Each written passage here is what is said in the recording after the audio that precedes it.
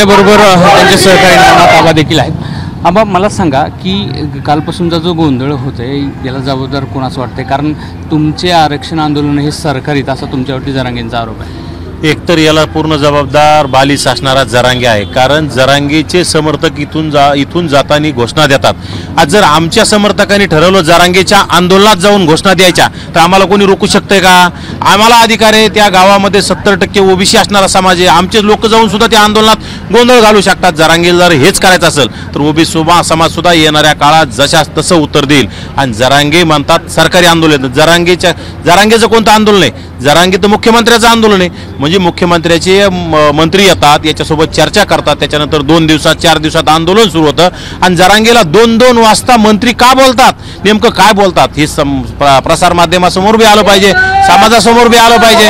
कारण की याची मंत्र्याची साठलोट आहे। मुख्यमंत्री याला पूर्ण रसद पुरवण्याचं काम करतात आणि तुतारीवाल्यांचा बी याला पूर्ण पाठिंबा आहे।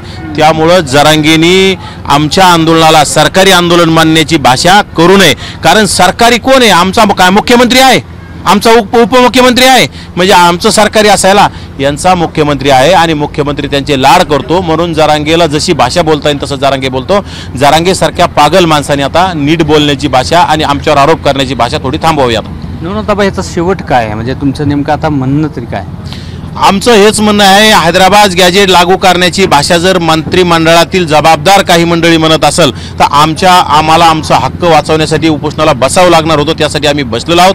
आणि जोपर्यंत आमचं हैदराबाद गॅजेट लागू करणार नाहीत आणि ज्या मागच्या काळात आम्ही तरी 57 लाख बोगस नोंदी म्हणत होतो, परंतु जरांगे नावाचा पागल माणूस 1.5 कोटी म्हणतोय। आणि 1.5 कोटी जर नोंदी वाटप झाले असतील तर त्या नोंदी रद्द झाल्या पाहिजे आणि सगळ्या सोयऱ्यांचा अध्यादेश काढणार नाहीत असं आम्हाला लेखी आश्वासन सर्व दिलं पाहिजे, तरच आम्ही उपोषण सोडणार आहोत। नाही तर येणाऱ्या काळात तर मुख्यमंत्र्यांनी आमच्याकडे दुर्लक्ष केलं तर हे ओबीसी समाज मुख्यमंत्र्याला आणि तुतारीवाल्यांना येणाऱ्या काळात जागा दाखवल्याशी स्वस्त बसणार नाही। ज्या सरकारकडे मागणी आहे त्याच्यावरती टीका करताना दिसत आहे, खास करून मुख्यमंत्र्यांवरची तुमची टीका होत आहे। मग मागणी मुख्यमंत्र्याकडे असते ना, या राज्याचा कारभार कोणाकडे असतो? मुख्यमंत्र्याकडे असतो। आणि मुख्यमंत्री जर याला जबाबदार असतात आणि मुख्यमंत्र्यांनी समोरचं आंदोलन उभा करून दिलंय, कुठंतरी गद्दारीचा शिवसेना सोडल्याच्या नंतर गद्दारीचा ठसा पुसण्यासाठी या मुख्यमंत्र्यांनी मराठा समाज जवळ करण्यासाठी हे आंदोलन उभा केलेले आणि याला रसद पुरवून जरांगे नावाच्या बालिश माणसाला समाजामध्ये तेढ निर्माण करण्यासाठी लावलेलं आहे आणि पूर्ण महाराष्ट्राचा विध्वंस करण्याचं काम या मुख्यमंत्र्यांनी लावलेलं आहे। आणि या मुख्यमंत्र्यांनी येणाऱ्या काळात हा मुख्यमंत्री एका समाजाचा नसतो, परंतु मुख्यमंत्री जर एकाच समाजाचे निर्णय घेत असतील तर हे खूप दुर्दैव आहे महाराष्ट्रासाठी। फुले शाहू आंबेडकरांचा महाराष्ट्र आपण म्हणतो, परंतु मुख्यमंत्री जर एकाच समाजाचं कार्य करत असतील तर येणाऱ्या काळात या महाराष्ट्राला ओबीसी आणि मराठा हा कायम निवडणुका असतील किंवा कुठला विषय असेल हा वाद पाहायला मिळत। एकूणच लक्ष्मण हाके आणि नवनाथ वाघमारे हे आपल्या आंदोलनावरती ठाम आहेत आणि अर्थात हे सरकारकडून त्यांना लेखी आश्वासनाची अपेक्षा आहे। रवी मुंडे, एबीपी माझा, वडीगोद्री। एबीपी माझा, उघडा डोळे बघा नीट।